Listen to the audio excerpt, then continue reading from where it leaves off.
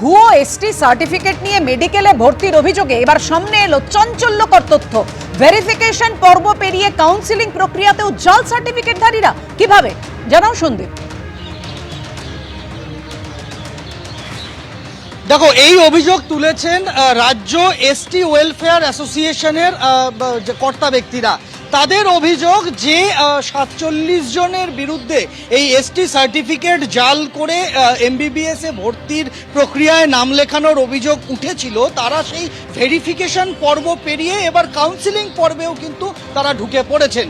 যে অভিযোগ এই সংগঠনের তরফে করা হচ্ছে তাতে তারা বলছেন যে 47 জনের মধ্যে 17 জন তারা কাউন্সিলিং প্রক্রিয়ায় অংশ নেননি, কিন্তু বাকি যে 30 জন রয়েছেন তারা এই কাউন্সিলিং প্রক্রিয়ায় অংশ নিয়েছেন। শুধু নিয়েছেন নয়, এই বাকি যে 30 জন রয়েছেন সেই 30 জন এসটি ক্যান্ডিডেট যারা ডাক্তারি পড়ার জন্য বিভিন্ন কলেজে তাদের নাম অ্যালটমেন্ট হয়ে গিয়েছে। কেউ কেউ মেডিকেল কলেজ, কেউ এনআরএস মেডিকেল কলেজ, কেউ আরজি কর, কেউ উত্তরবঙ্গ, কেউ বর্ধমান, কেউ পুরুলিয়া, আবার বেসরকারি ডেন্টাল এবং বেসরকারি মেডিকেল কলেজ হাসপাতালেও কিন্তু অনেকে অ্যালটমেন্ট পেয়েছেন। এই অ্যালটমেন্টটা কি? অ্যালটমেন্ট হচ্ছে ভেরিফিকেশন, অর্থাৎ তাদের নথিপত্র যাচাই হবে এবং নথিপত্র যাচাই হওয়ার পর যারা যোগ্য প্রার্থী তাদের কে কোন কলেজে ভর্তি হবেন মেধা তালিকা অনুযায়ী, র্যাঙ্ক অনুযায়ী তার একটা অ্যালটমেন্ট হয়, অর্থাৎ কে কোন কলেজে যে স্থান পেলেন সেই তালিকা তৈরি হয়।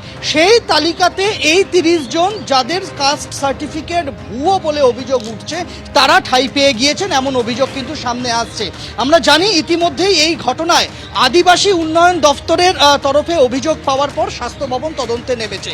স্বাস্থ্য দপ্তর বিভিন্ন মেডিকেল কলেজ হাসপাতালের কাছে এই 47 জনের তালিকা পাঠিয়েছিল যে কারা কারা এই কলেজ হাসপাতালে এসেছে তাদের নাম পাঠানো হোক, তাদের কাস্ট সার্টিফিকেট পাঠানো হোক। সেই কাস্ট সার্টিফিকেট বিভিন্ন হাসপাতালের তরফে স্বাস্থ্য ভবনের কাছে জমা পড়ে গিয়েছে। স্বাস্থ্য ভবন সেই সার্টিফিকেট পাঠিয়ে দিয়েছে আদিবাসী উন্নয়ন দপ্তরকে। এবার আদিবাসী উন্নয়ন দপ্তর সেই সার্টিফিকেটগুলো জাল না সঠিক তা যাচাইয়ের কাজ চালাচ্ছে। এরই মাঝখানে এই অভিযোগ উঠলো যে ভেরিফিকেশন পর্ব পেরিয়ে কাউন্সিলিং এ এবার ঢুকে গিয়েছে এবং তার মধ্যে 17 জন এলেনই না। এই মুহূর্তে তোমায় ধন্যবাদ। আমি শঙ্কুর কাছে আসবো। শঙ্কু, আদালত যদি সর্বোচ্চ আদালত নির্দেশ না দিত তাহলে এসএসসি প্রকাশই করতো না কারা দাগি রয়েছে। আর এক্ষেত্রে দেখো, এমবিবিএস এর প্রথম রাউন্ডের কাউন্সিলিং এর পর বিভিন্ন কলেজে ভর্তির সুযোগ, মানে রাজ্যের প্রথম সারির সরকারি হাসপাতালে তারা সুযোগ পেয়ে গেছে এই ভুয়ো এসটি সার্টিফিকেট দেখিয়ে। তো মারাত্মক। শুনুন, এখনো পর্যন্ত এসএসসি সম্পূর্ণ কারা কারা দাগি, কারা কাদের বসা উচিত না তাদের লিস্ট প্রকাশ করেনি। এখনও সন্দেহ আছে, প্রথম লিস্ট প্রকাশ করেছে বলে বলেছে। ফলে বেশ কিছু দাগি এখনও ঢুকে পড়েছে বলে আমাদের নির্দিষ্ট অভিযোগ, এবং আমরা চাই যে এই দাগিদের জন্যই আগামী দিনে পরীক্ষাটা না বিঘ্নিত হোক। কিন্তু এই যে আজকে না শেষ করতে এবার এই যে আরে সিপিএম সিবিআই তদন্ত করছে, থামুন। আরে ডাকবে আপনাদের, ডাকবে আপনারা ডাকা যাচ্ছে। আচ্ছা, আমার বিষয় বলবো, আপনার কি এসসি সার্টিফিকেট আছে? আমার মনে হয় এর এসসি সার্টিফিকেট বলেনি। আচ্ছা, এবার বিষয় হচ্ছে যাদের এসসি সার্টিফিকেট জালি আছে তাদেরকে হচ্ছে সরাসরি মেডিকেলে যে কটা নাম এখন পাওয়া গেছে তাদেরকে ধরে তদন্ত করা হচ্ছে। আমার মনে হয় যে বিশ্বনাথের কাছে এবার ভুয়ো সার্টিফিকেটধারীদের চিহ্নিত করে কি অ্যাডমিশন বাতিল করা উচিত নয়? বিশ্বনাথ দা, দেখো পাপিয়া, যদি মানে নগরে যদি আগুন লাগে তাহলে কিন্তু দেবালয়ে রক্ষা পায় না। আমরা বারবার বলছি পশ্চিমবাংলা একটা রটন স্টেট হয়েছে যেখানে সর্বত্র দুর্নীতি, এবং এসসি এসটি সার্টিফিকেট যে জলের দরে বাজারে বিক্রি হয় এটা কিন্তু জনশ্রুত। আমি তোমায় বলছি এই অভিযোগটা কেবলমাত্র এসছে তা নয়, অতীতেও বারবার উঠেছে যে কিভাবে এসটি সার্টিফিকেট মানে একেবারে প্রতিষ্ঠিত জেনারেল কাস্টের লোকরা এসটি সার্টিফিকেট পেয়েছে কিভাবে। কংগ্রেস মানেই দুর্নীতি। দেখেননি মৌমিত্র কি বলছে? আচ্ছা, 17 জন কাউন্সিলিং এ না আসার কারণ কি আপনি ভাবুন। 47 জন এসটি সন্দেহজনক ছিলেন তারা, তাহলে এলেন না কেন 17 জন? ভাস্কর দা, না শঙ্কু বলেছো তুমি, এবার ভাস্কর। যারা যে অভিযোগটা উঠেছে সেই অভিযোগটা কি যাচাই করার প্রয়োজন নেই? আপনারা আগেই ধরে সেই জন্যই তো অভিযোগ জমা পড়েছে। আজকে স্বাস্থ্য ভবন যেটা খতিয়ে দেখছে, আপনি একটা অভিযোগ করলেন, তাহলে সেটা আদিবাসী উন্নয়ন পরিষদ আছে যারা যারা যারা সার্টিফিকেটটা সঠিক কিনা দেখছে, আপনি অভিযোগটাকেই সেটাকেই নিশ্চিতভাবে প্রমাণিত কি করে বলছেন আপনারা? 2016 সালের এসএসসিতে উঠেছিল চাকরি বিক্রির অভিযোগ। আর রবিবার এসএসসির যে নতুন নিয়োগের পরীক্ষা রয়েছে তার আগে প্রশ্ন বিক্রির চাঞ্চল্যকর অভিযোগ তুলেছেন শুভেন্দু অধিকারী। তার দাবি 50,000 টাকায় প্রশ্ন পাওয়া যাচ্ছে। বিরোধী দলনেতার এই অভিযোগের পাল্টা জবাব দিয়েছে তৃণমূল। প্রশ্ন বিক্রির অভিযোগ খারিজ করে দিয়েছে স্কুল সার্ভিস কমিশন। দেখুন, মমতা প্রশ্ন বিক্রি করবে, 50,000 টাকায় প্রশ্ন পাওয়া যাচ্ছে, বসিরহাট থেকে আমি অডিও পেয়েছি। কোটি কোটি টাকার বিনিময়ে চাকরি বিক্রি, যোগ্যদের বঞ্চিত রেখে অযোগ্যদের নিয়োগ, এমনই চাঞ্চল্যকর অভিযোগ উঠেছিল স্কুলের নিয়োগে। ব্যাপক দুর্নীতির জেরে 2016 সালের এসএসসির গোটা প্যানেল বাতিল করে আদালত। সুপ্রিম কোর্টের নির্দেশে 7 ও 14 সেপ্টেম্বর নবম, দশম ও একাদশ, দ্বাদশ শ্রেণীর শিক্ষক নিয়োগের পরীক্ষা নেবে স্কুল সার্ভিস কমিশন। পরীক্ষায় বসবেন 5 লক্ষের বেশি চাকরি প্রার্থী। কিন্তু সেই পরীক্ষার মাত্র দুদিন আগেই প্রশ্নপত্র বিক্রির মতো চাঞ্চল্যকর অভিযোগ তুললেন শুভেন্দু অধিকারী।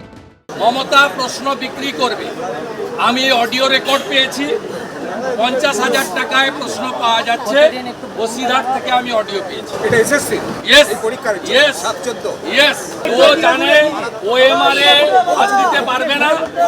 চোর মমতা প্রশ্ন বিক্রি করবে, তার ভাইপো মাল তুলবে। সুজয় কৃষ্ণ ভদ্ররা ছিল, জীবন সাহারা ছিল, এবার আরো কিছু নতুন এজেন্ট দিয়ে করবে।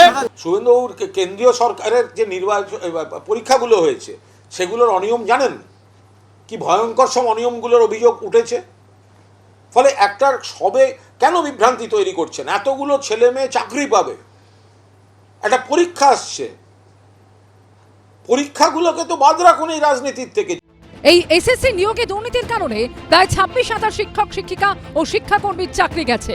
দাগিদের সঙ্গে সঙ্গে পথে বসতে হয়েছে যোগ্য শিক্ষকদেরও। এবার নতুন নিয়োগের পরীক্ষায় দাগিরা যাতে সুযোগ না পায় সেজন্য বারবার সতর্ক করে দিয়েছে সুপ্রিম কোর্ট। বৃহস্পতিবারও রাজ্য সরকার ও স্কুল সার্ভিস কমিশনের উদ্দেশ্যে তীব্র ভৎসনার সুরে সুপ্রিম কোর্ট বলে, এরা কোন নয়নের মণি যে দাগিদের হয়ে সওয়াল করছেন অ্যাডভোকেট জেনারেল?